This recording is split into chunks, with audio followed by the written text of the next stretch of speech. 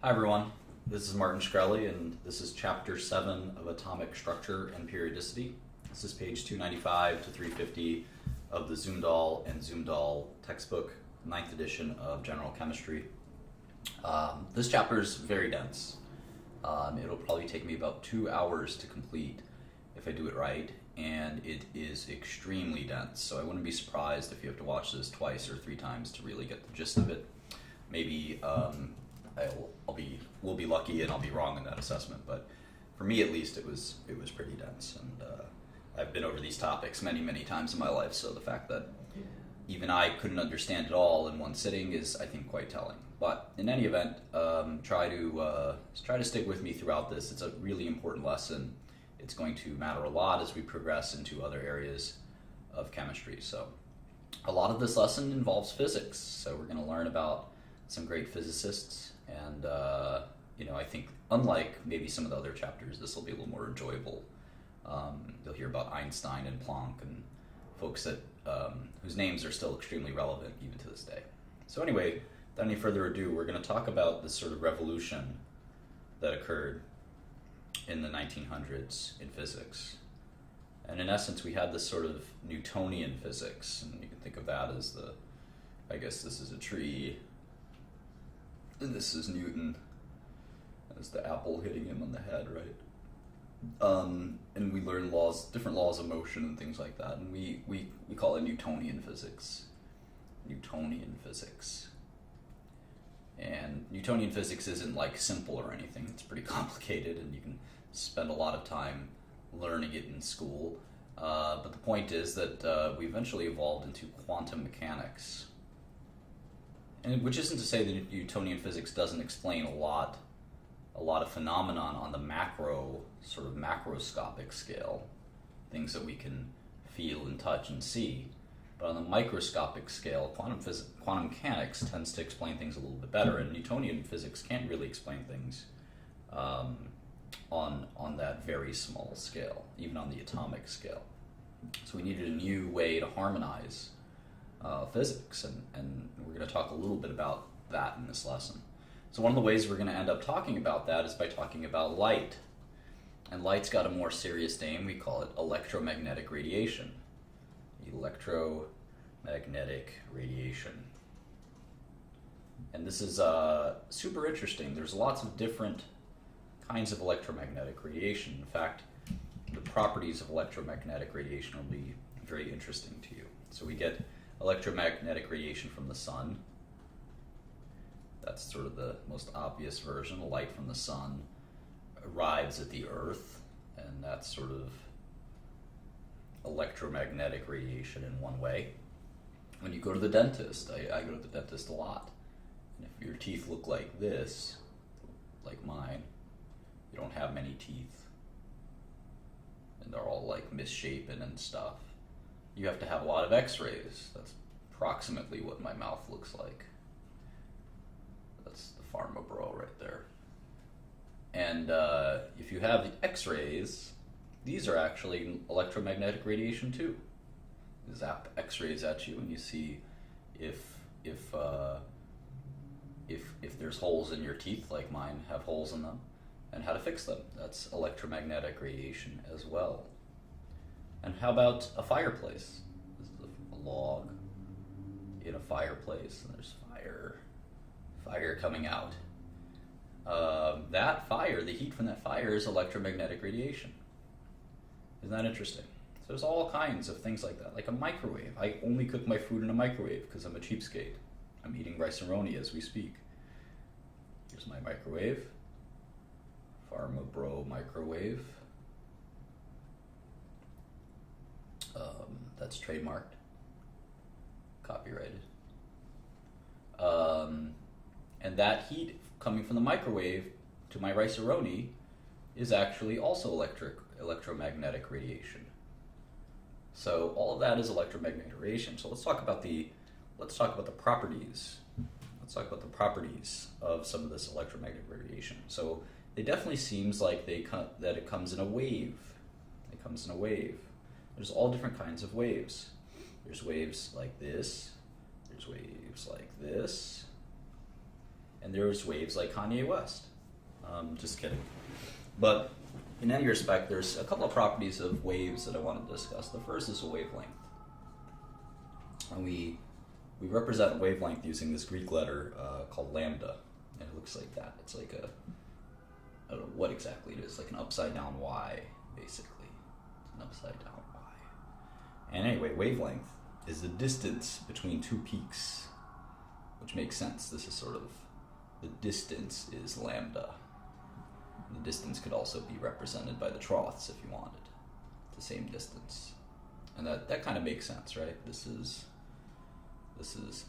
wavelength. This is the length of the wave. And here you have a very short wavelength, right? And here you have a very long wavelength. That all makes sense. Okay, then we have something called frequency. Anyone like that REM song, What's the Frequency, Kenneth? I like that song. Anyway, the frequency is represented by a Greek letter called nu, which is just like a lowercase v. You're going to hear me say it's got a little tail here. It's a cool V. It's kind of like a very cool looking V, if you ask me. Anyway, the frequency is sort of the opposite, right? This is the number of times in 1 second that you have a full cycle. So this would be like 1 cycle, right? So how many cycles or waves per second? And so if you have a very low frequency, you're going to have a very high, if you have a very low wavelength, you're going to have high frequency and vice versa. And we know what kind of relationship that looks like mathematically. We get this. Wavelength times frequency is c, or the speed of light. Speed of light is a number you should also memorize very carefully. It's 2.9979 times 10 to the 8th meters per second. I think that's something like, 300,000 miles a second, I forget. But that's the speed of light in scientific System International units. And cycles per second, or frequency, we actually will often refer to that as hertz. It's sort of interchangeable.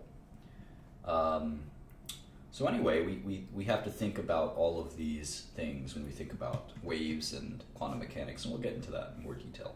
So wavelength, we did discuss what that is, and that's the distance, right? That's the distance in a wave. Distance between the two peaks is that lambda. So this is kind of a cool graph. We're going to show you wavelengths in meters, actually wavelengths in meters. And here's a wavelength of one meter. And then we're going to do 10 to the second, or 100 meters. Then 10 to the fourth. And then we're going to do smaller lengths, like 10 to the negative fourth meters. What's that, like a millimeter roughly, right? And then we'll have this sort of band. We'll call this a band.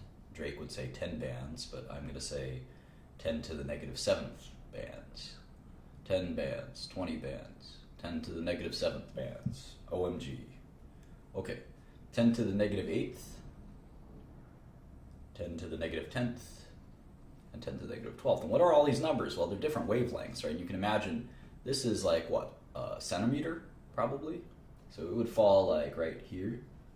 So you could have one that's like this, and that's, I don't know, a couple centimeters. I have to draw it like 10 times bigger. This would be like, what, a decimeter or something. So anyway, we can't draw it here too much, but we can kind of draw the distance between, I'd say, here and maybe here.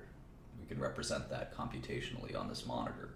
But anything bigger than that, I would have to have a big measuring tape. Anything smaller than that, the computers too can't draw small enough, you wouldn't be able to see it. So anyway, what's interesting is this band is actually the band of visible light.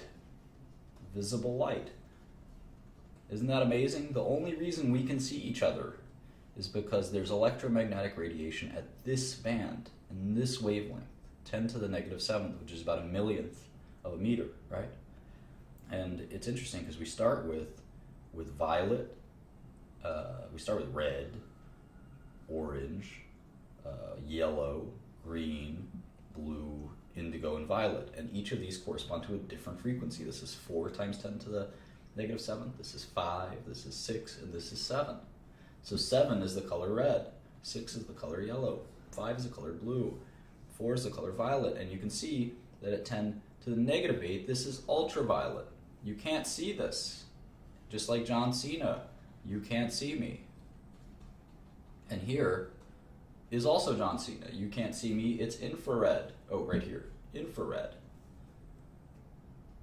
And you certainly can't see everything else. How cool would it be if you could see all this other stuff? Well, what is all this other stuff? There's infrared, which I mentioned, sort of around here. And then next is microwaves. Microwaves, 10 to the negative second. Microwaves. How cool would it be if you could actually see microwaves with your eyes? It's something like X-Men could do, maybe. And here's radio waves. That would be cool too, if you could see radio waves with your eyes. You could see them. I don't think you'd be able to see anything, right? You'd see so many things around you. There's so much radiation around you. You'd see just a cloud of things. It'd be crazy. And then similarly here, you've got gamma rays, which are very destructive. And here you have X-rays, which also can be destructive. So that's fascinating to me, that we can only see this tiny band. I'll draw an orange so you can see this tiny band of all of this possible radiation. We pick up on what we call light. And light is just this little band. And that's kind of, to me, always seemed kind of cool. Always seemed kind of cool. Anyway, let's do a problem. They want us to come up with a frequency. They're saying that fireworks are due to the emission of light with wavelengths of 650 nanometers. What's that? We said that's like red, right? So these are red fireworks. This is 6 times 10 to the negative 7th. Around, I think that's around a nanometer. I think that's more of a micrometer, to be honest. But anyway, we want to calculate the frequency of red light of the wavelength 6.5 times 10 to the second nanometers. All right, well, we know our relationship is lambda nu equals c. We know what c is, so this is lambda nu equals 2.9979 times 10 to the 8th meters per second. I want to make sure I got that number right. Yes, 2.9979 times 10 to the 8th meters per second. Okay. So what is our wavelength? Well, they're giving us that too. They're giving us the wavelength we're going to plug that in here. So it's actually 6.5 times 10 to the second nanometers times nu equals 2.9979 times 10 to the 8th meters per second. This is a super easy problem because there's 3 components to the equation and they're giving us 2. So this is just algebra. I'm just going to divide by that, and it's going to be quite easy. So let me make sure I got this right.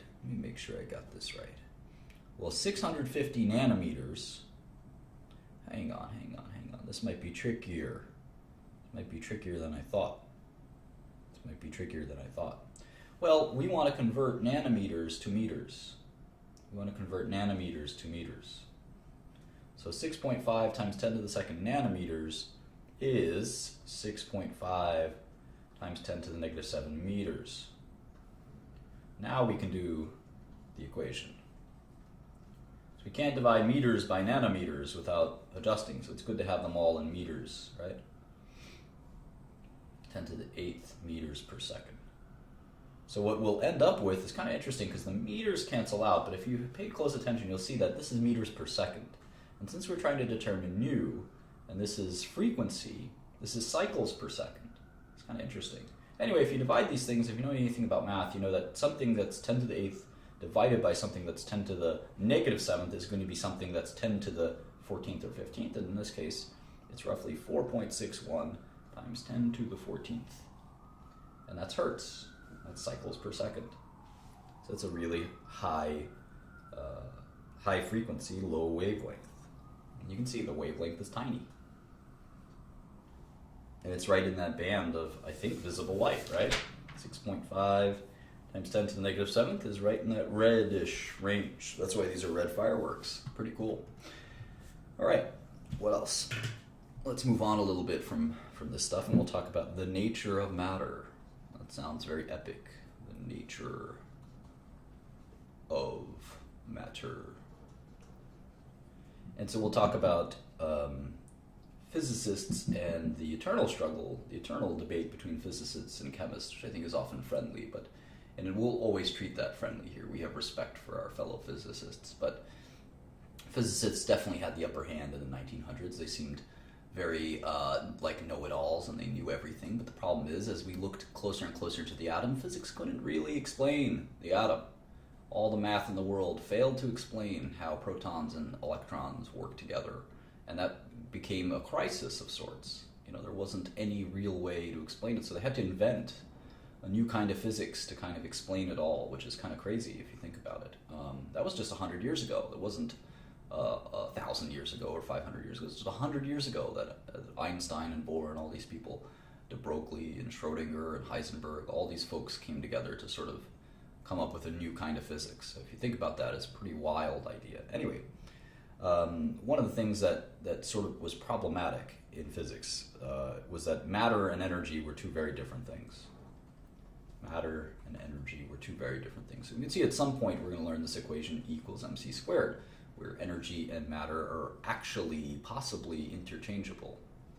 They're possibly interchangeable, so we'll talk about that more. But one of the things that we thought about for matter was that matter comes in particles, like atoms, right? Matter is just, like billiards, right? They're like billiard balls. Here's a billiard ball. I know it's supposed to be black, right? The 8-ball. That's a billiard ball, and these billiard balls would collide with other billiard balls. And basically, no matter how small these billiard balls were, matter was still made of these particles that we kind of thought of them as these billiard balls. And energy was different. Energy wasn't particulate at all. Energy was totally different. We thought about energy as a wave. And we just described that. And what we need to reconcile is that sometimes, we're going to talk about this quite a bit, we see this a lot as a theme in science and literature all over the place. We see this theme of duality. This concept that actually maybe matter can behave as a wave and energy can behave as a particle.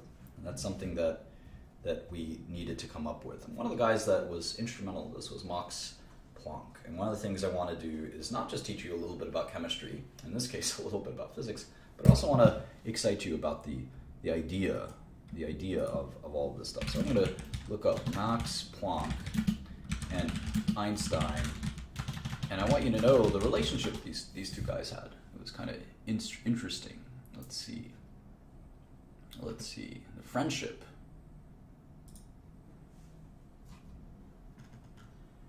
So here's Max Planck.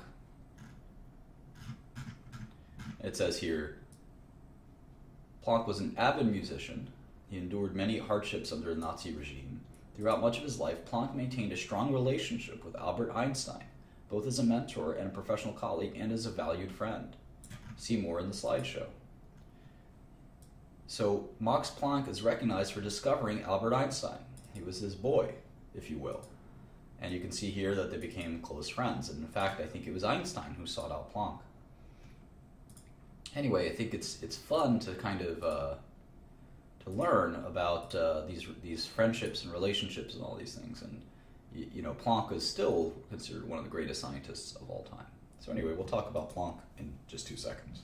But he was a very important figure, and I find science much more fascinating when I learn some of the history behind the people. And we'll do a little bit of that in this lecture series. So in any event, Planck was doing some experiments, and what he found was fascinating. He found that, it may not be fascinating to you just yet, but it was a shock. It was a shock that he discovered this idea that matter, in this case, he was doing this thing with incandescence, but he found that matter was emitting energy in specific amounts.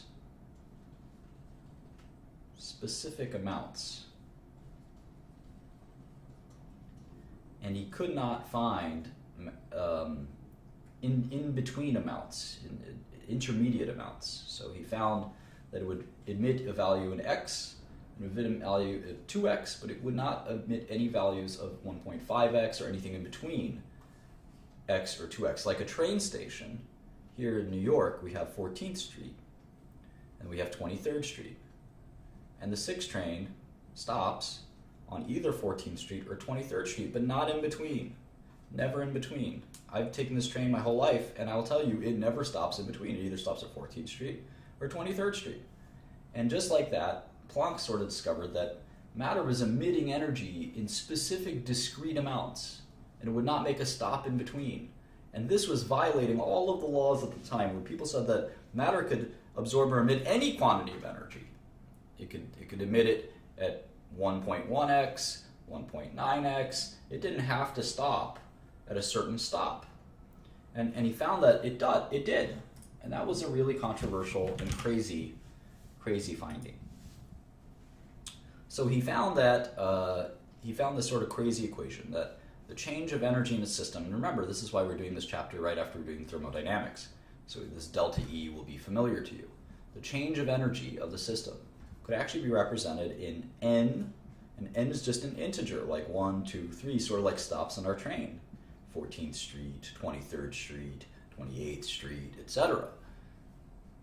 They're specific stops. They're not 1.2 or 1.7. It's 1, 2, 3, 4, etc. So n being any whole number integer only, right? A specific integer. H, which is something he called Planck's constant, or people called Planck's constant. And then, of course, our friend mu, frequency. Planck's constant is an interesting number, and I don't think you have to memorize it, but of course we do memorize it.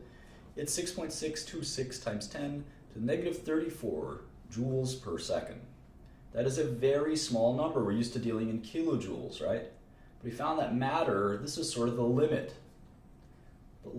of matter, of energy, really. Joules is energy, right? This was the limit. This was the amount that you had to multiply by. This was the stop, in essence. And you'd have to go from 6.626 times 10 to the negative 34th joules per second. You'd have to do either 1 times that, or maybe you could do 2 times that, but you couldn't do 1.3 times that. And so this equation ends up being pretty important. So let's continue. I hope this doesn't confuse you too much. But in any event, this notion that you had to go by a certain multiple meant that energy was quantized.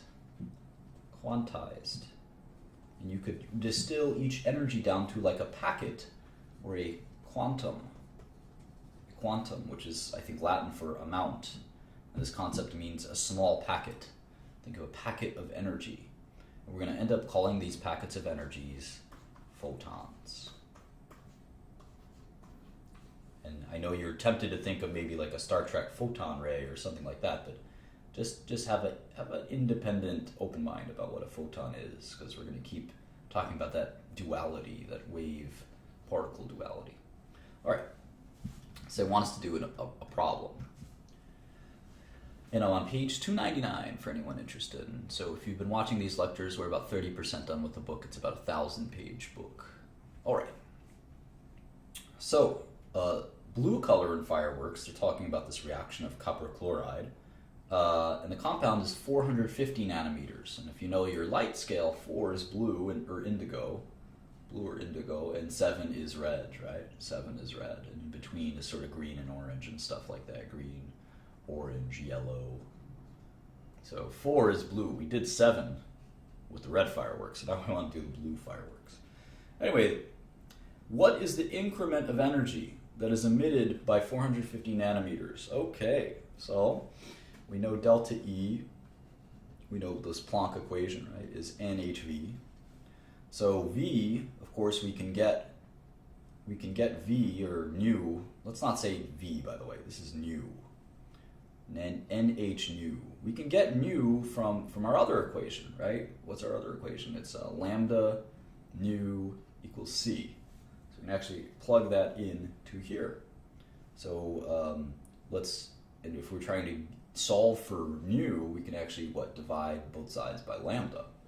So we got nu equals speed of light, which is a quantity that we know, and we're just going to plug it in now, just because it's a given quantity, as they say.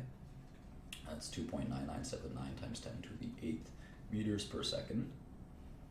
I can type and run faster than that for all for all your information, faster than the speed of light, in fact.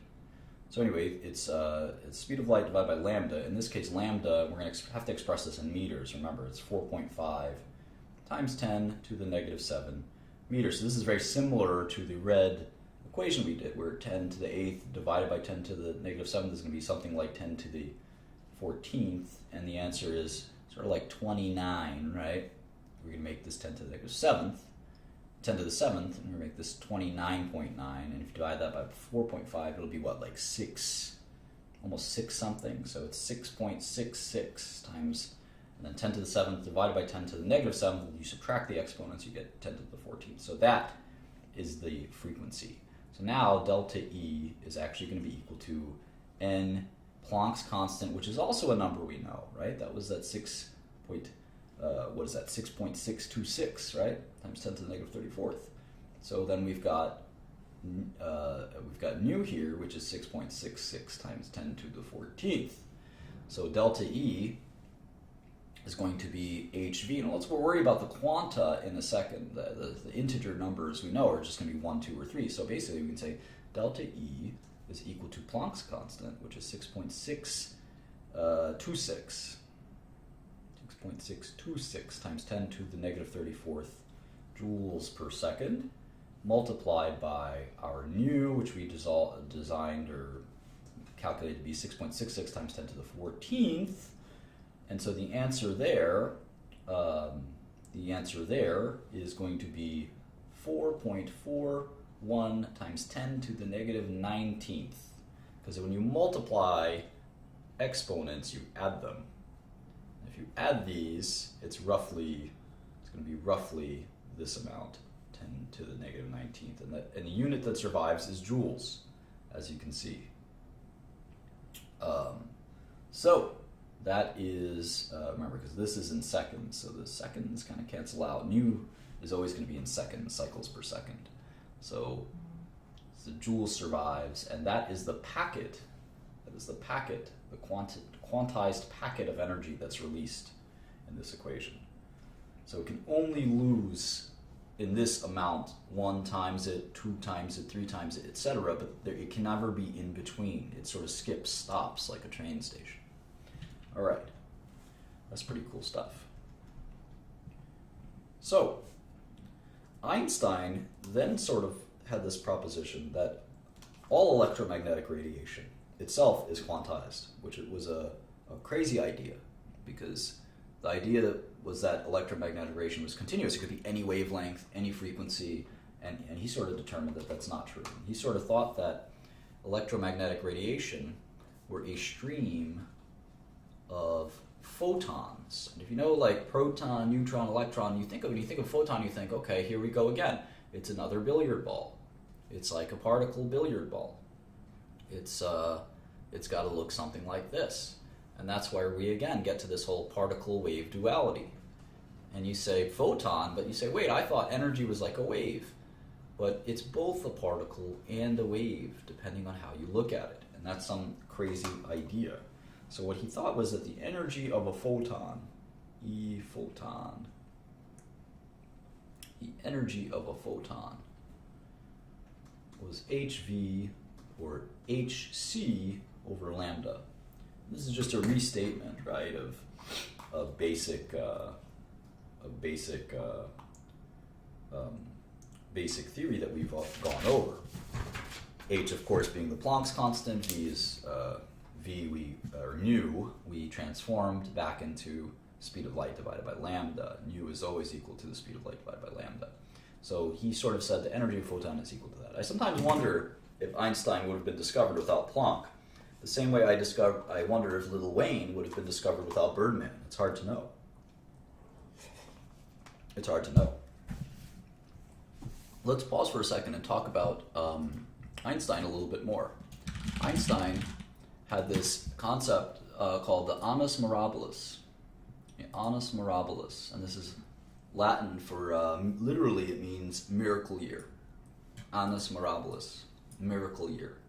And in one year, he had these 4 scientific papers that were presented and published, where he, in essence, revolutionized physics. And the four papers are, the first one was the photoelectric effect. The second one was on Brownian motion.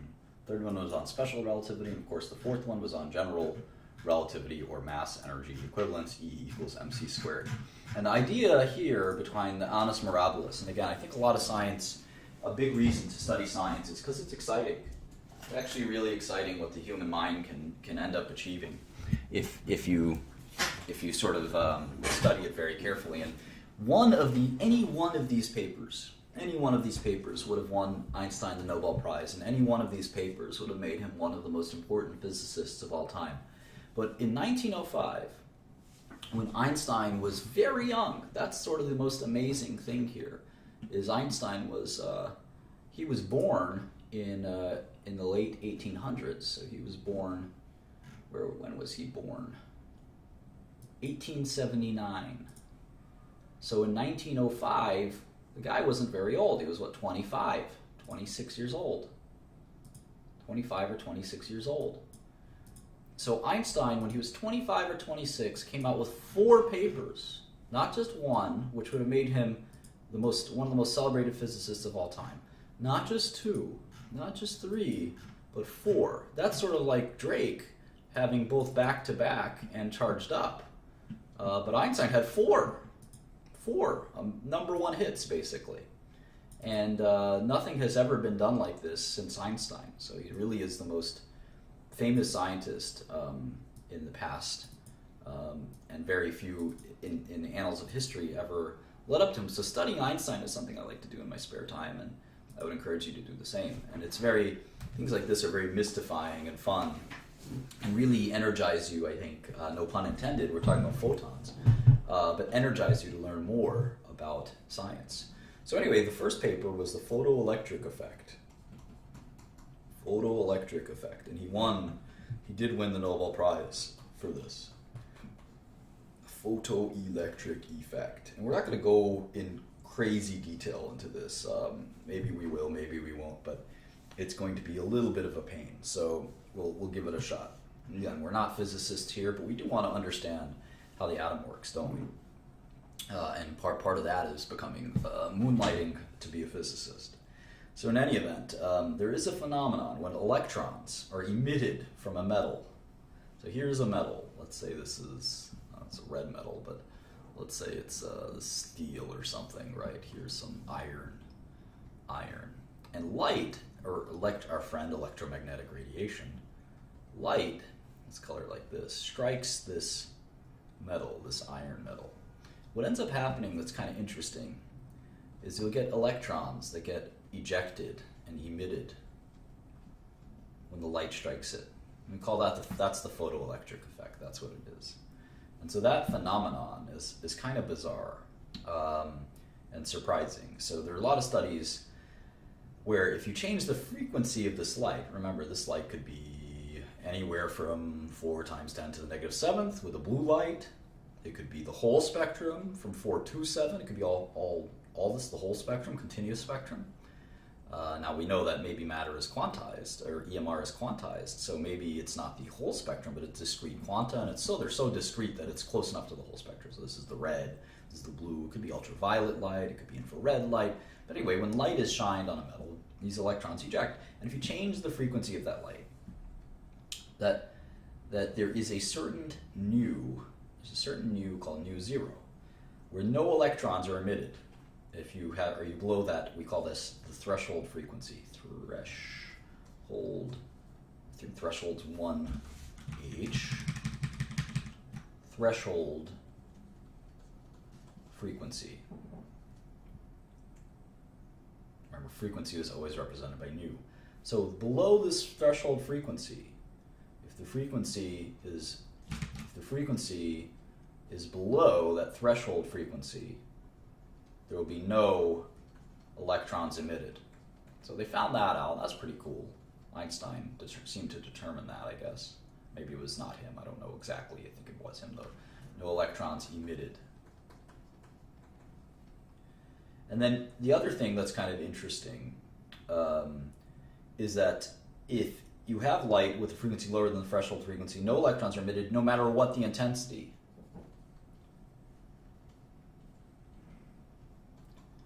that was interesting. No matter the intensity. And there are some more properties. But why do we mention the intensity? Well, if you have a wavelength above the threshold frequency, the intensities, this is sort of 1, this is 2, the intensity increases, the electrons emitted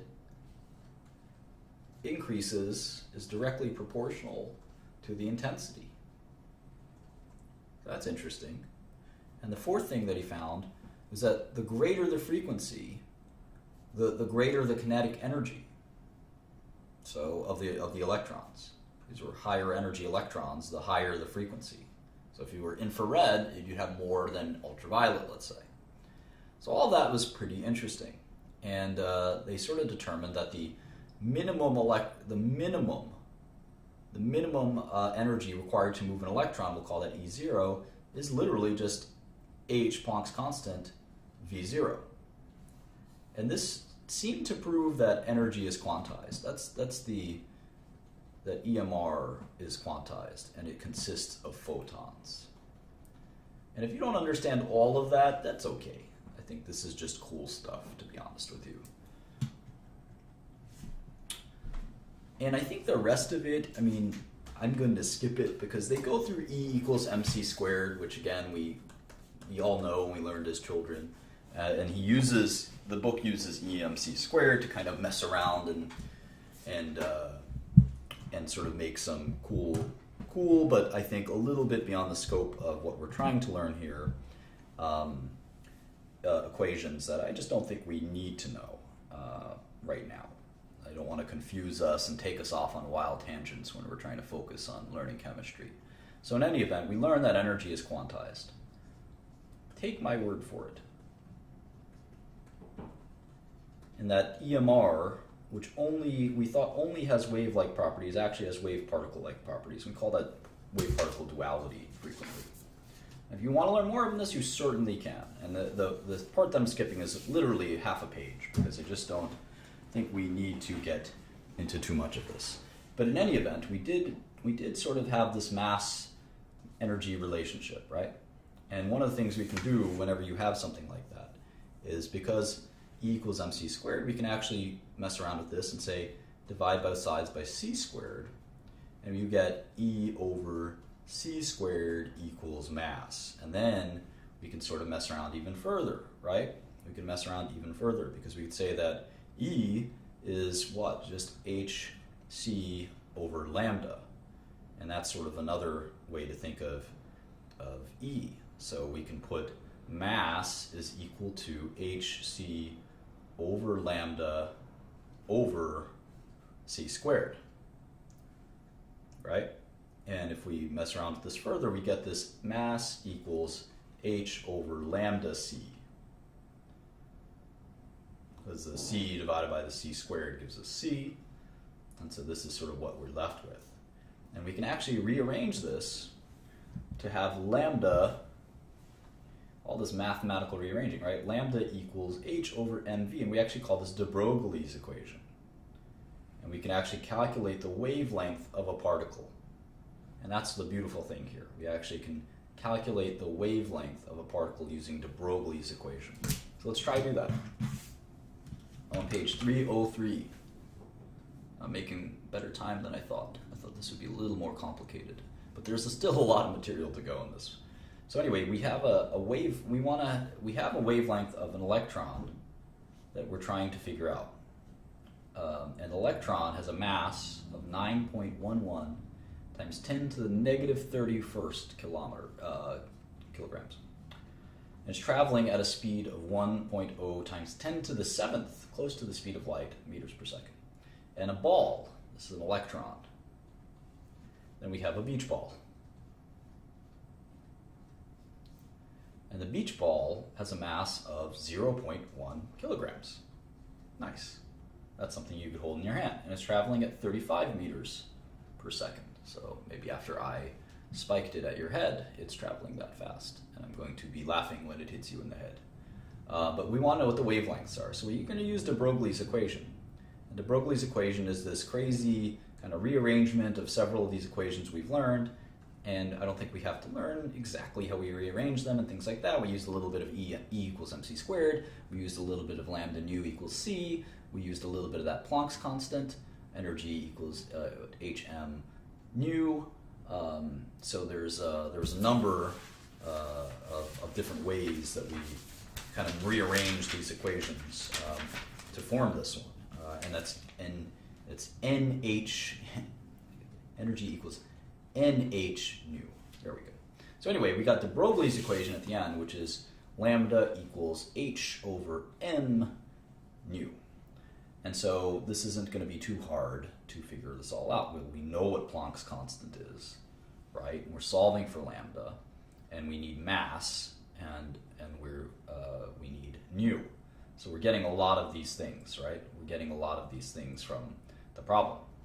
So for h, we know that this is Planck's constant, so it's 6.6626 times 10 to the negative 34th kilograms per meters squared per second. And that's sort of a new way to think about Planck's constant. So we've got that. And then on the denominator, we've got mass. It's giving us the mass of the electron. It's 9.11 times 10 to the negative 31st kilograms. And what about the speed? Well, the speed is sort of the wavelength, right? The speed is the wavelength. So we have that too. 1.0 times 10 to the 7th. 10 to the 7th meters per second. So all of these things cancel out. Kilograms, meters per second, meters per second. So what we're left with is, if we multiply these two just by eyeballing it, it should be something like 10 to the, 10 to the negative 24th. And if we divide these, eyeballing it, we should be left with something like 10 to the negative 10th. And so you do all the math, and you can do this in Wolfram alpha if you want, but the answer is 7.27 times 10 to the negative 11th. 10 to the negative 11th. Hang on one second. Meters. So this is the lambda. This is the lambda, or the wavelength. And that's kind of interesting. This is a very small wavelength. You, of course, can't see it, but it makes sense since the mass is so small, the speed is so high, that the wavelength is going to be really small. How about the beach ball? Well, the beach ball is going to be the same numerator, so we're going to put that over here, 6.626 times 10 to the negative 34th, and we're going to divide that by, well, let's see, 0.10 kilograms times 35 meters per second. It's going to be a little easier to calculate, right? This is basically going to be the same number, right? It's going to be 1.9 times 10 to the negative 34th meters. And this is fascinating. The beach ball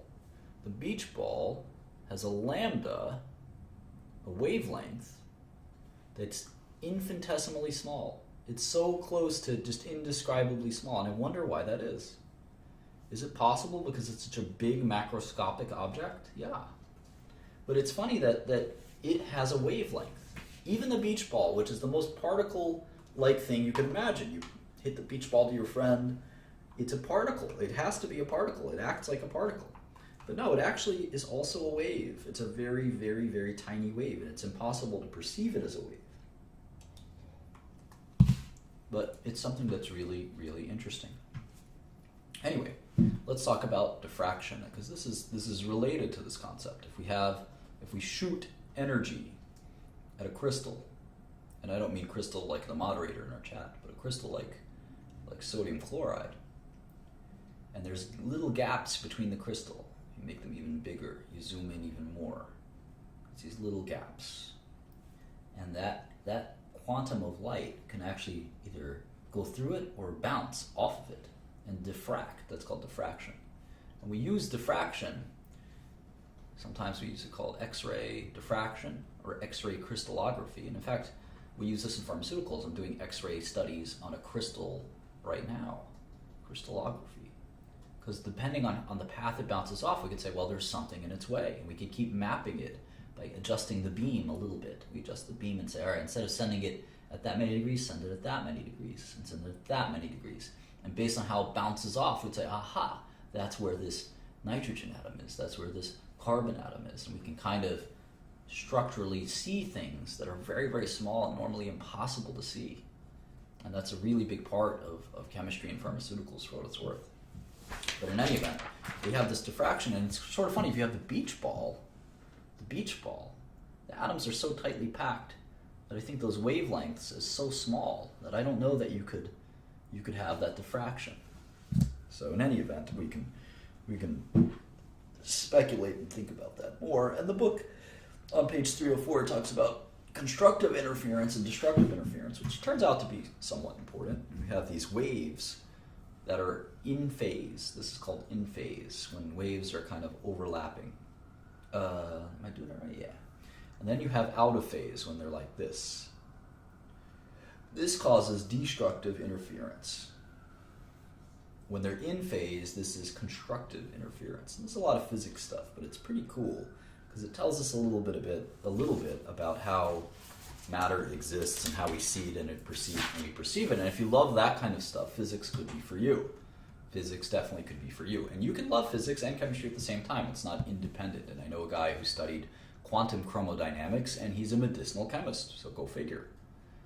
Anyway, let's go to page 305. And we've been talking for quite a long time. We're only up to section 7.3. That's why I said this could take as long as an hour. And I don't know how long we've been recording, but I think it's been a little while.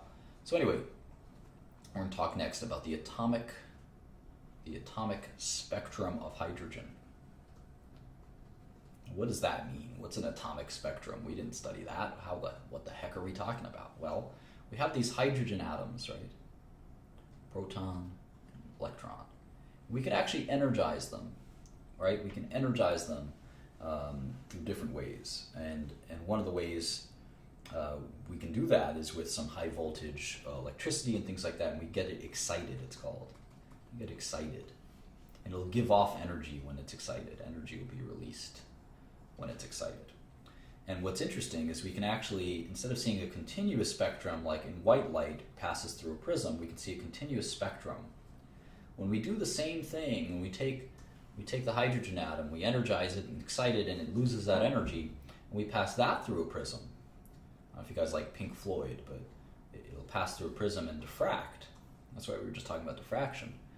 Interestingly, hydrogen forms a line spectrum. It only has a few lines. We can actually see those lines. One of the lines is 410 nanometers. One of the lines is 434 nanometers. One of the lines is 486 nanometers. And you might think these are like random numbers, but they're not. They're the same every time. They're the same every time. And this fascinated physicists. Why is it forming these stops of light? It's sort of like 14th Street, 23rd Street, 28th Street. It sort of skips a stop all the way up, and sometimes trains do this, skips a stop to 86th Street. Why is it this exact pattern? Why doesn't it stop at 15th Street? Why doesn't it stop at 29th Street? I mean, why is it always this exact pattern? And the answer puzzled a lot of people, and that's where we're going to meet. We're going to meet a new friend, and his name is Young Metro. No, it's actually Niels Bohr. Niels Bohr. And Bohr was one of the most important people in the history of physics. He won a Nobel Prize in physics as well. And you might find this Niels boring, but that's okay. So now we're on 7.4. We're on page 306, and we're going to talk about the Bohr model. The Bohr model. And Bohr, like many people, was confused. He said, well, how do you have a hydrogen atom that has a proton in the middle and an electron on the outside that's negatively charged? Why doesn't it always just crash in? Why doesn't it just crash into the nucleus? Why doesn't that happen? And that puzzled me as a child when I was 5 or 6 years old. I'd say, okay, I kind of get it that you've got this electron that's kind of spinning around the proton, but why doesn't it crash in? And my dad said, don't worry about it, it goes in an orbit like the sun. And that's what Bohr thought, and both Bohr and my dad were wrong. That's not it. That's not what happens. That's not what happens. But we use some classic classic physics to sort of say that how can it revolve around it? Because if it's revolving around it, it's accelerating, and something can't accelerate forever. Electrons obviously go at very high speeds, but it can't constantly accelerate, and if it's constantly accelerating, it should lose energy, and that's not what happens. So there's a lot of kind of issues with classical physics. Like if you think about these as beach balls and billiard balls, this is totally insane. This can never happen. And so you think about angular momentum, and you can twist your brain around and try to understand how this phenomenon occurs. And it all becomes clearer. It all becomes clearer when we actually have these quantifications and these spectra, and we think about them as energy levels. Now, obviously, electrons don't go around in orbits. We learned that they kind of have this cloud, this probability type situation. We're going to learn more about that in a second. But what Bohr calculated is that the energy levels available to the electron and the hydrogen atom are sort of quantized in a way that makes a lot of sense. He's got this number, negative 2.178 times 10 to the negative 18th joules, far smaller than the Planck constant. And then he's got this kind of crazy equation, which is z squared over n squared.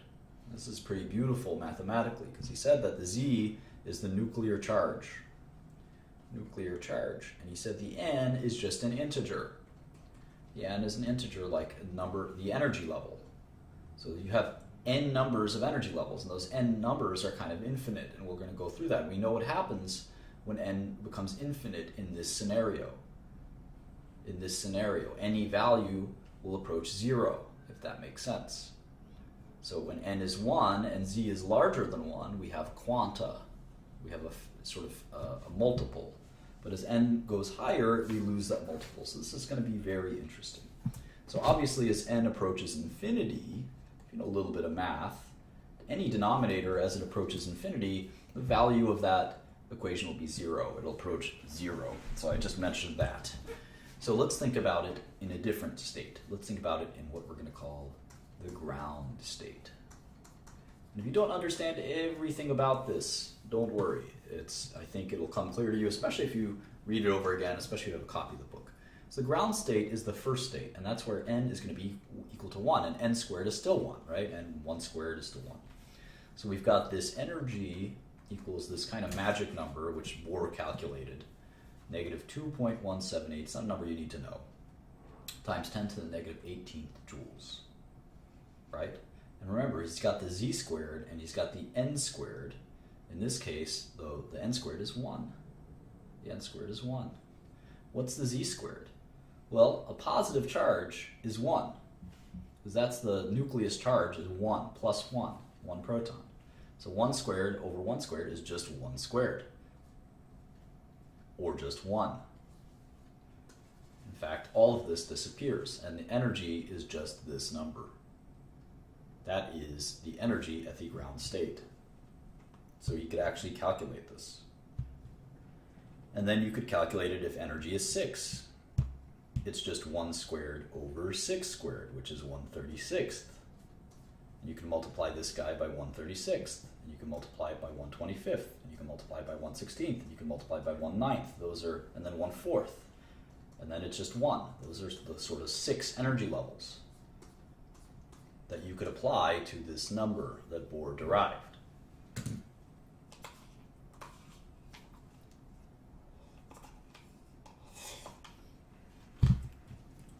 And you can see that the smallest number is going to be here. The smallest number, and when n is 1, the electron has a more negative energy. Because when n is 6, the E will be negative 6.050 times 10 to the negative 20 joules. It'll have more negative energy, if that makes sense. So at the energy state of the ground state, when n is equal to 1, the atom will lose energy. In essence, it'll lose energy, because if you think about it as n equals 6, and it drops from this number to this number, it has lost approximately 2.117 times 10 to the 18th joules. So it has lost energy. So in the ground state, it has lost energy. We know that systems tend to gravitate towards the lowest energy possible. We'll talk all about that at some point. And we can calculate emitted protons and energy and things like that. And I don't think that it's necessary for us to do that, but I think it's pretty interesting nevertheless. Again, a lot of this is quite technical, and I don't think we're going to need to know much of it. But it's still fascinating and fun to learn the intricacies of the atom. So we're going to go to 7.5, and we're going to talk about the quantum mechanical model of the atom. This is page 310. Now remember, this was such a historic time for physics, and it really disrupted a lot of the ways we think of the world around us, and that's why we still talk about Einstein. So, at this point, Bohr was wrong. Newton might have been wrong. Much of these older physicists were wrong. We needed a new group, and we had these soldiers. They were like the G unit of the time. We had Heisenberg, we had de Broglie, and Schrodinger. And I'll leave it up to you to tell us which one is 50 Cent, but these guys changed the game. Just like Young Money, Cash Money changed the game for rap. Heisenberg, de Broglie, and Schrodinger. And these guys came up with quantum mechanics, and they're credited with it. We've seen Heisenberg from that TV show, Breaking Bad, so you've seen this name around. We'll talk about Heisenberg's theories in a second. So in any event, they thought an electron sort of reminded them of a standing wave. And the best way to think about a standing wave, which is a complicated concept, is like a guitar string. Here's a guitar string. When you pluck it, you can get this phenomenon.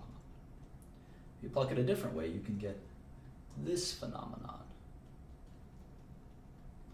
And anyway, the point is that these standing waves have certain lengths, and you have to think about them in that way as a sort of quantized lengths. And what ended up happening is Schrodinger came up with this crazy equation. It's called a wave function. It looks something like this, and it's too complicated to write down here, but it's h hat, and then he has this crazy Greek letter, which I tend to forget what it is. I think it's epsilon, but I'm not sure. It looks like this. It's like a pitchfork. Let's see the Greek alphabet, because I tend to forget.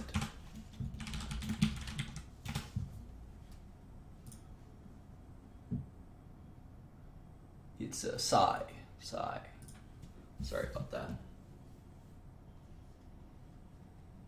There it is. And this psi is called a wave function.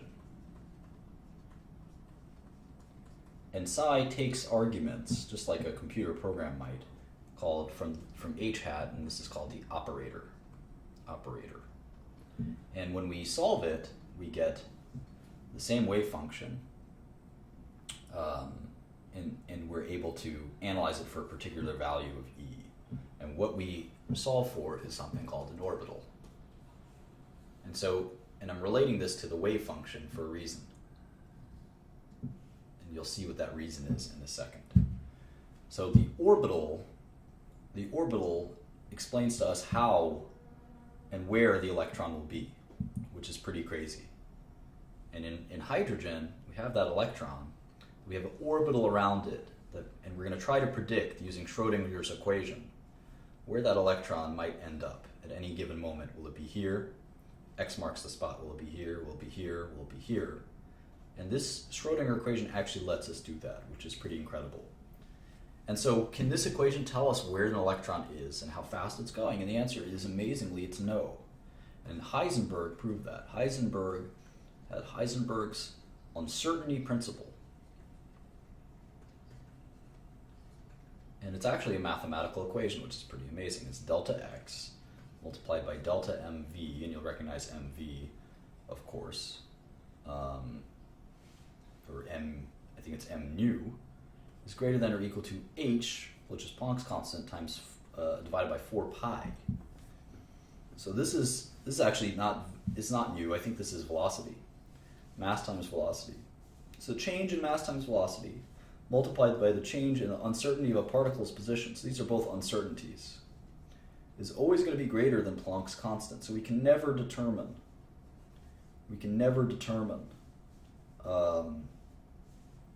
one of these things with certainty, without uncertainty in the other, because these two are directly proportional, right? So the more uncertainty we have in the position of the particle, the less uncertainty we'll have in the velocity. But as we grow in this, we shrink in that, and vice versa. So that's the concept of the Heisenberg's uncertainty principle, which is that there's a limitation to know precisely both the momentum and the position of a particle at the same time. You can know one, but not know the other. And it was a pretty important and beautiful thing. It doesn't matter that much, but at the end of the day, it's pretty interesting. So anyway, when we solve this wave function, well, we do the psi, and we take three-dimensional coordinates, x1, y1, z1, and we square it, and then we divide that by another wave function with a different set of coordinates. We square that, we get this kind of crazy, position, which is a probability of finding the electron, which is what I mentioned. That's why we're dealing with the probabilities of position versus velocity in Heisenberg. But Schrödinger and Heisenberg kind of came up with these theories on how to find an electron. And I said, you can't give you the exact place, but I can give you a probability. If you raced me versus Michael Jordan, I would tell you there's a 99% probability I'd win. Okay, maybe that's not true. But the point is, these probabilities are very powerful. They're very powerful. And we'll talk about that in a second. So a probability distribution, we've all seen these. They look sort of like this in statistics, right? And they're usually measured in sigmas, 1 sigma, 2 sigma, 3 sigma, etc. And probability always has to equal a sum of 1. So in any event, we have a radial probability distribution as well with orbitals. So what do these orbitals look like? We're going to go through that in a later section. But for now, one of the things we can understand is that the probability for the hydrogen, we call it the 1s orbital for now. The probability that the electron will exist looks like this when graphed against the distance from the nucleus. So as the distance from the nucleus approaches infinity, the probability that an electron will be there is close to 0. As it approaches 0, the distance from the nucleus, the probability gets much higher. So we're going to have to think about that at some point in great detail. And interestingly, when we talk about orbitals, we will mathematically define them as the 90% probability that it'll be there. Because if you think about it, if you have that proton, there's always a possibility that it's out here. It's like going to be a 0.0001% probability. The orbital is the 90% probability distribution function. After that, it sort of becomes vanishingly small. Maybe it's 1% here, 0.1% that the electron is here, 0.01% that it's out here, etc. And so the concept of the orbital is that it encloses the 90% probability. Okay. All right, let's talk about section 7.6, and they talk about quantum numbers. And this is going to get a little technical and a little bit, it's still very important. And the first principal quantum number, is, we're going to call it n. Okay? And n is related to the size and energy of an orbital. And the quantum numbers help us describe these orbitals. So n is always going to be an integer, 1, 2, 3, etc. When n increases, the orbital becomes larger. Okay? It becomes larger, and the electron is further away. It's further away from the nucleus, so it has higher energy. It's less tightly bound, and the energy is less negative. Okay. let's talk about this this next one, which is the angular. This is the principal quantum number. And you don't have to remember all of these exactly, I don't think. Principal quantum number. The next is the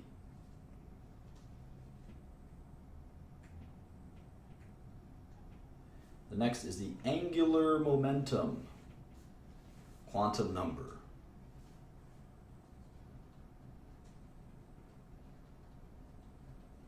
And this is a little frustrating. It has values from 0 to n minus 1 for each value of n. 0 to n minus 1.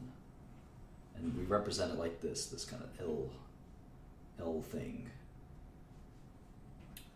So L0 we call the s orbital. L1 we call the p orbital. And then it's the d and the f for L2 and L3. If this is a little confusing, that's okay. Then we have the magnetic quantum number. And this is interesting. This ranges between L and negative L, including 0. This is the orientation of the orbitals in space. And you'll see why this all makes sense in a second. So we're trying to describe these orbitals using these quantum numbers, 1, 2, and 3. So we have the magnetic, which we represent as m subscript little l.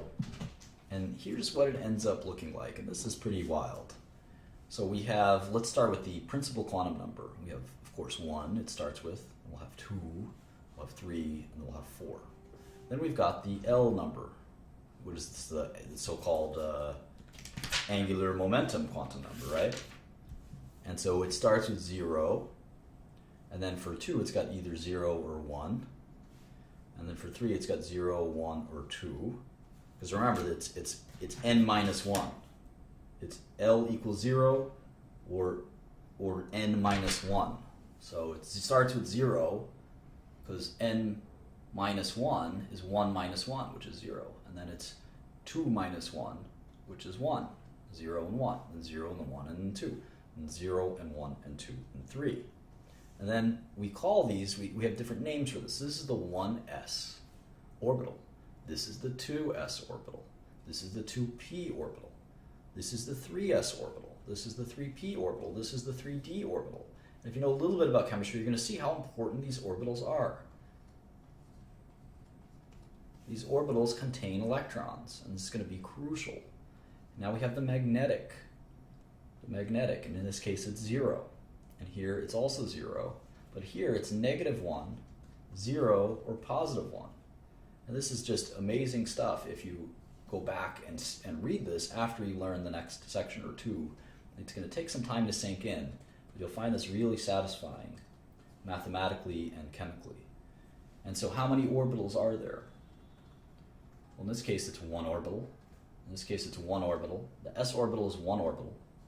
Each orbital contains 2 electrons, and we'll talk about why. And here there's 3 orbitals. So if you think about this, this matches perfectly with hydrogen. There's 1 orbital, they hold 2 electrons each. So the valence is 2. So the first shell takes 2. And here the first shell takes 8. The next shell takes 8, because they're 2 each. And 4 times 2 is 8. And this is why we have the octet rule. It all makes sense in quantum mechanics, using these crazy numbers. And I think that this is a really beautiful result. Here it's the same thing. It's 1, 3, and then 5. Here it's 1, 3, 5, and 7. And we're going to talk all about how this works. So let's talk about orbitals and their shapes. They actually have 3-dimensional shapes. And the 1s orbital, so this is 7.7 shapes. The 1s orbital looks like this. It looks like a sphere. It's a little more dense in the middle. It's a little less dense. You can think about it like that. As you get to the edges, it's less and less dense. So maybe like you do like this.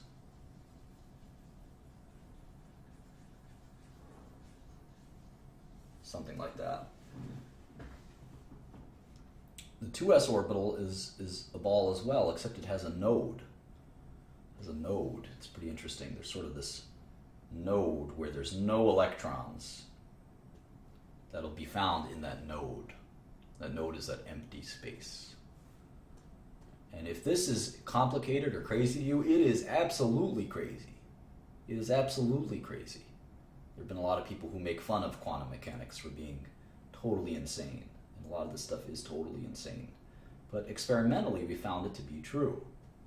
So this is the 2s orbital. This is the 1s orbital, if you will. And the 2s orbital is much bigger than the 1s orbital. The p orbitals have an even funnier shape. They kind of look like dumbbells. They're often represented as dumbbells. And remember, there's 3 2p orbitals. This is the 2p x orbital. It's oriented along the x-axis.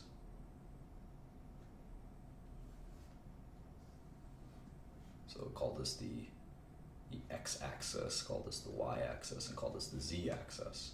And then there's another one that's 2p along the y, and then 2p along the z. And those are the 3 orbitals. And when you stack them together, they actually kind of stack together and kind of look like this, I think. They kind of overlap. It's a pretty wild orientation. They form this kind of, some people draw them like this.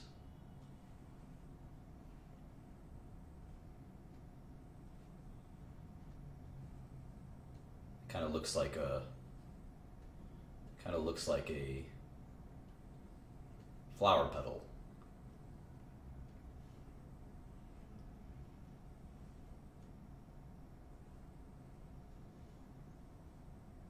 These are the 2p x, y, and z orbitals. Along with the 2s orbitals, those are the 4 orbitals. They contain 2 electrons each, which is why we get the octet rule, why all atoms want to hit 8 electrons to be energetically and thermodynamically satisfied. One of the important rules that we learn is that no electron can have the same quantum number. We'll learn why in a second.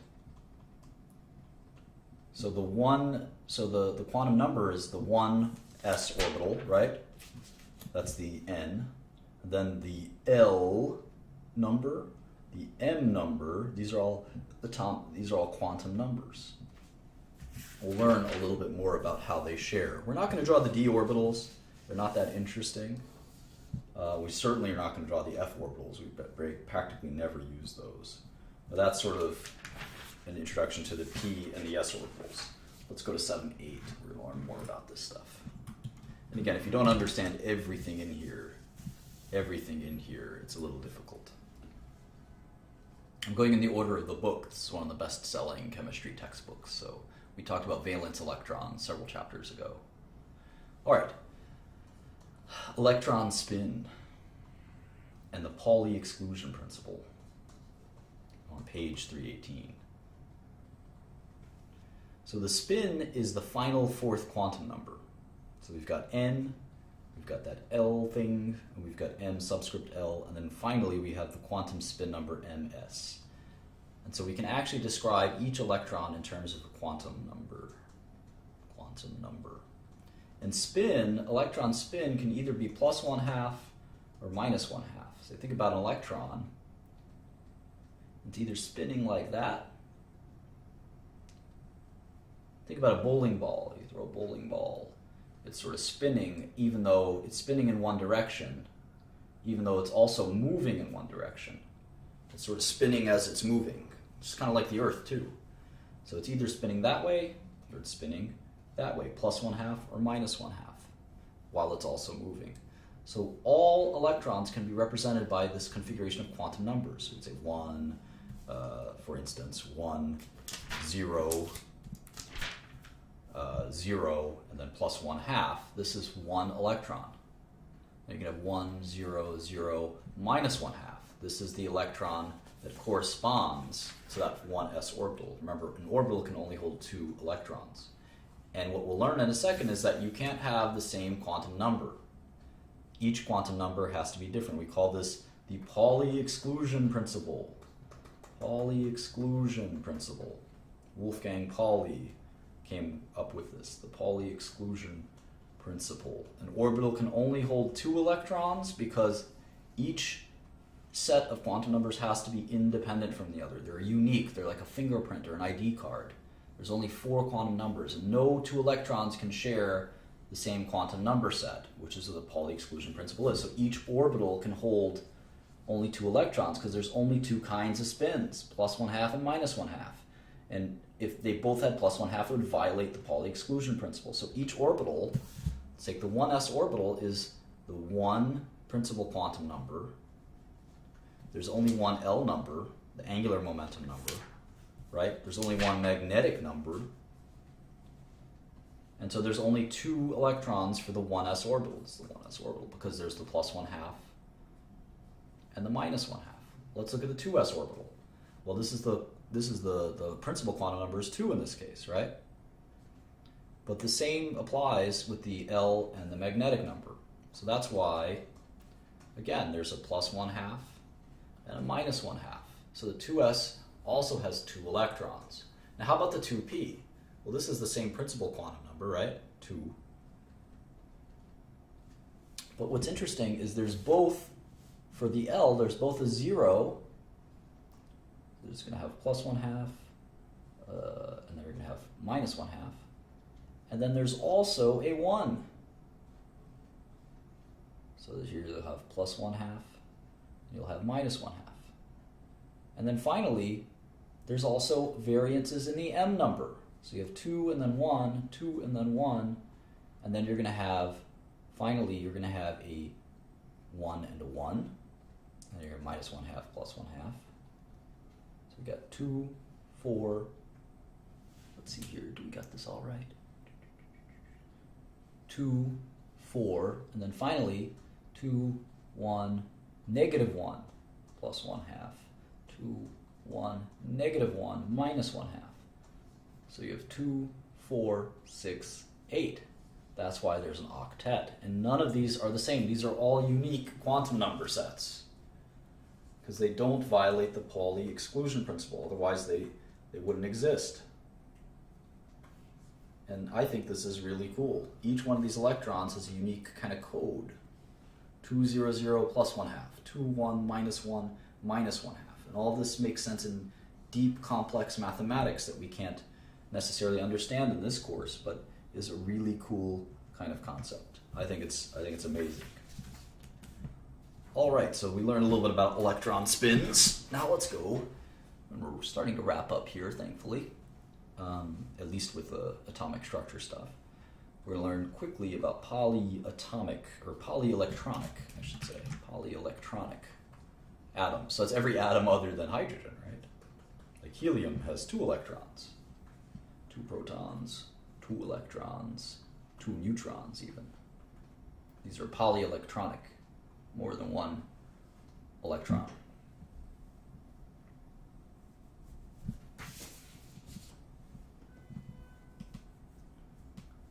So one of the issues is you have these 2 electrons that are independent, right? But they sometimes may collide with each other, or at least repel each other, right? Because opposites, the same charge will repel itself, 2 negative charges. So what happens if these guys approach each other? What does that look like? What does that look like? And there is a problem that occurs in that regard. And so if you have sodium, you have 11 electrons. You have 11 electrons flying around the nucleus. I'm not going to draw all 11, but you get the gist. And so one of the things that's important is that you just have to think about how these electrons feel, in essence, and all the forces that they feel.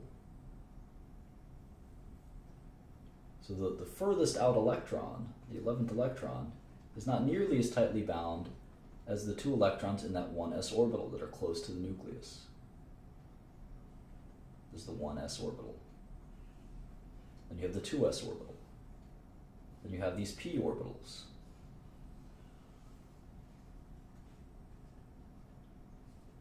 Right?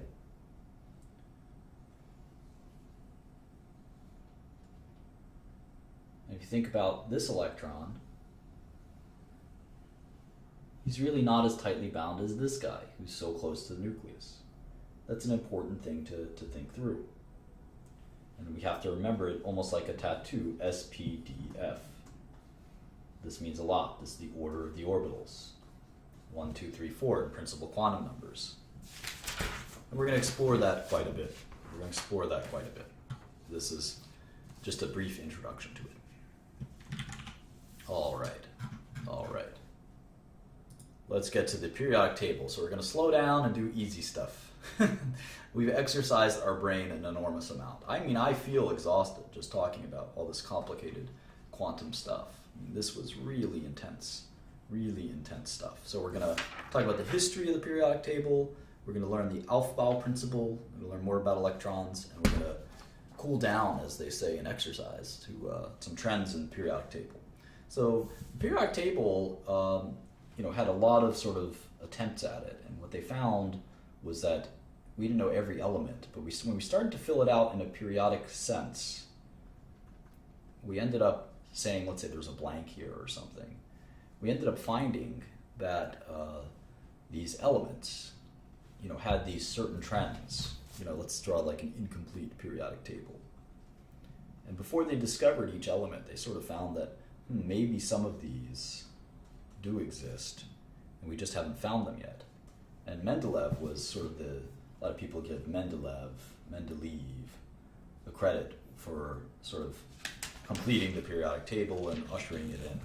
And so eventually these elements were discovered. This is magnesium, this is boron, this is potassium, right? All these were discovered at some point. So anyway, that's sort of a brief story of the periodic table, and you learn more about the history of the periodic table at your convenience, but we're not here to go overboard with respect to the periodic table.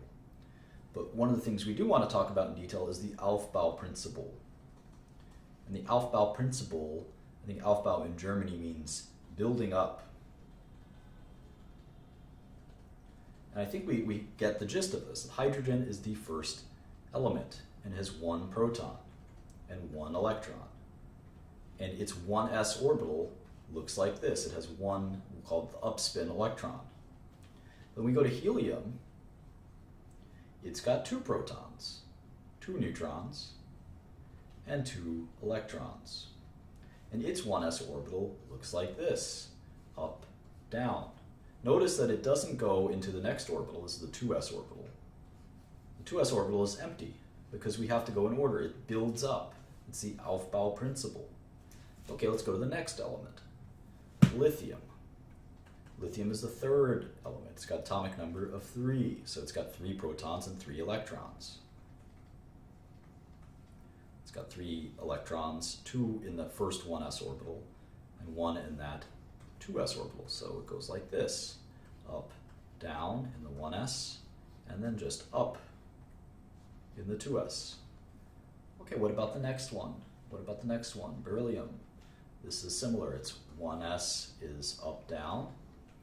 Its 2s is, what do you guys think it is? Up, down.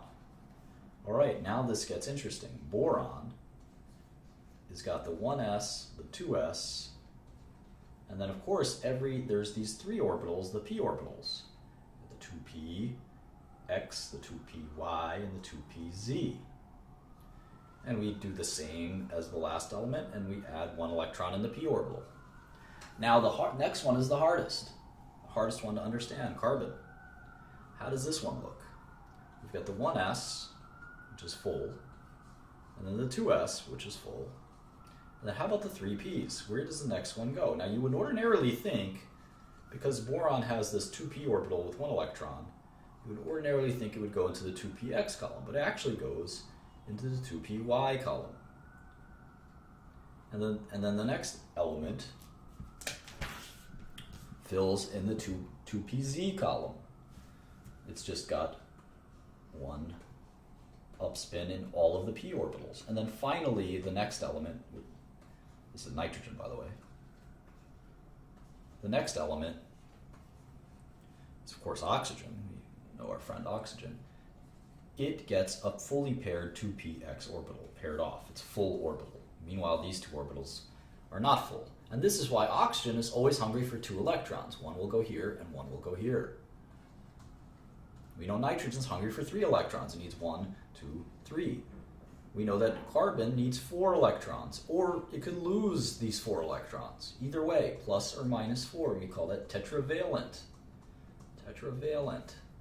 We call this divalent. Needs 2 electrons. And these are valence electrons. These are the electrons in the outermost shell, in this case the 2. Quantum number 2. These are valence electrons. These are called core electrons. We don't worry too much about the core electrons. And we sometimes we can say for these elements we can take the say O for oxygen is the 1s2 2s2. This is called, we call this the electron configuration 2p4. You can see that this is 6 valence electrons. And so we want to do an element like neon. It's 1s2 2s2 2p6. But let's say we wanted to do the next element. We can actually, instead of writing it all out, let's take magnesium.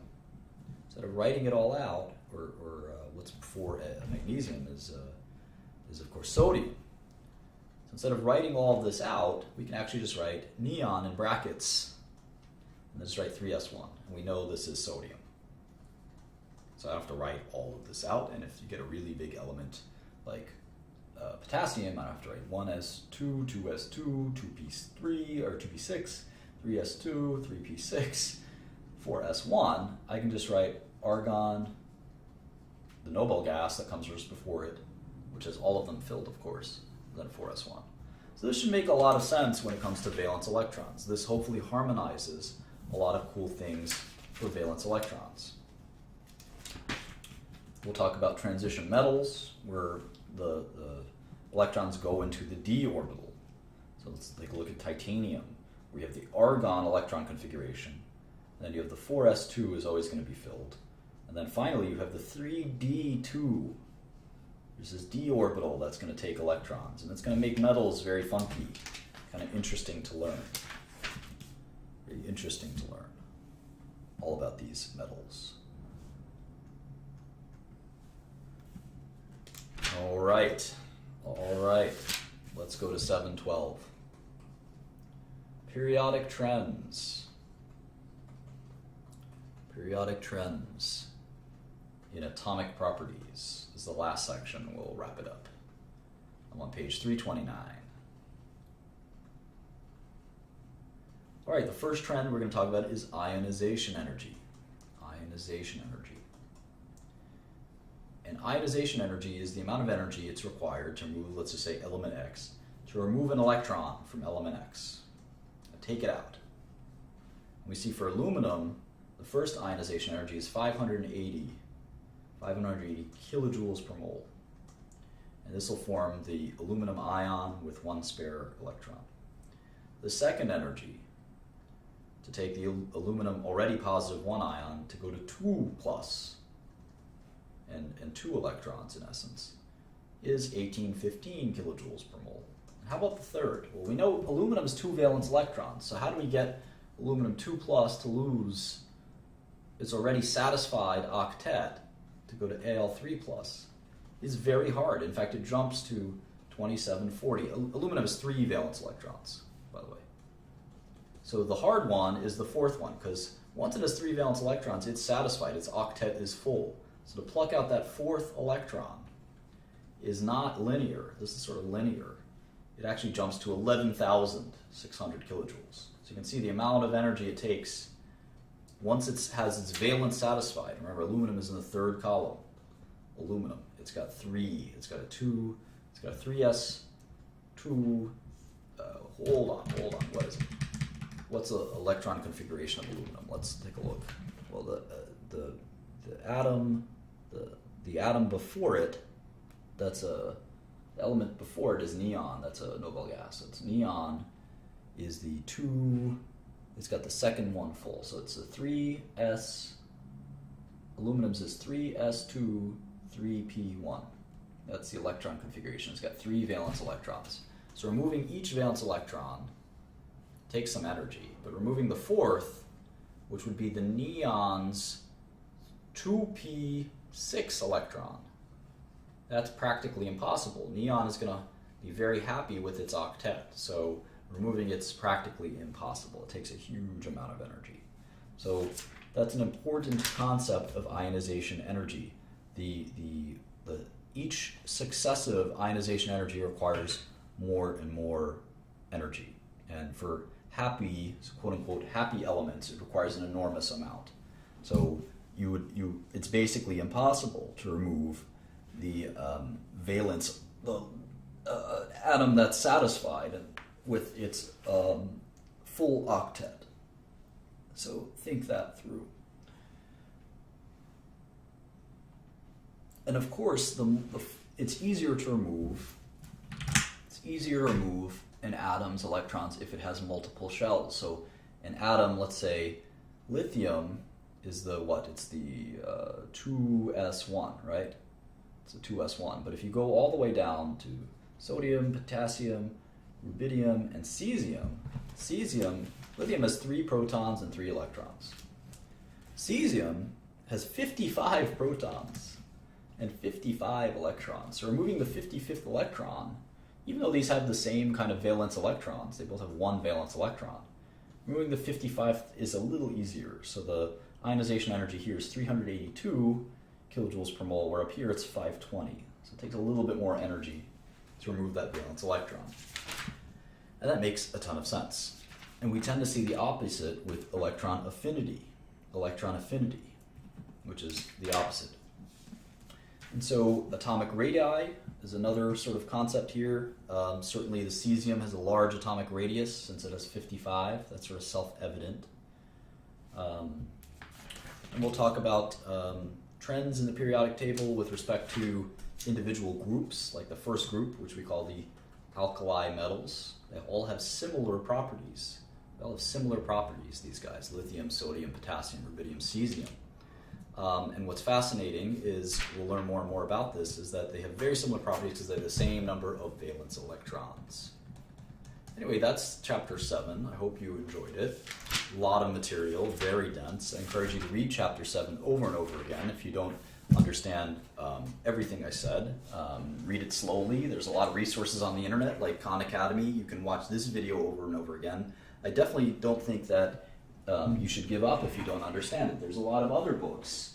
I have some other basic general chemistry books. This is the Hill-Petrucci Prentice Hall chemistry textbook. This is Chemistry the Easy Way. There's some books will explain things a little bit differently, and if it may not click in one book or one video teacher, you may click with another one. So keep trying, and that applies to even parts of the lesson. So I hope that you enjoyed this and it stimulated your interest in this field, and I'll see you guys later. Thanks.